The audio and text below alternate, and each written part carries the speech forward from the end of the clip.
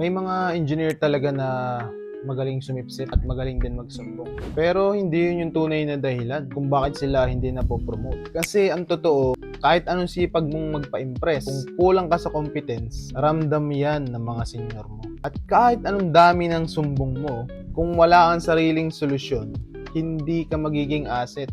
On board, simple lang ang basihan. Hindi ka pinopromote dahil napapansin ka. Nak, you've been seeing the video. Pinopromote ka nila pagkaya ka nila, pagkatiwalaan. Yung tipong wala sila sa engine room, kampante sila na kaya mong i-handle lahat yan. Yung hindi ka na kailangan bantayan, marunong mag-isip sa sarili, hindi lang sumunod. So instead na mag-focus kung paano magbumukhang magaling, mag-focus ka kung paano ka magiging reliable. Tahimik lang, pero solid. Hindi maingay, pero sigurado. Kasi sa dulo, hindi sip-sip at sumbongero yung aangat. Yung may mga tunay na value.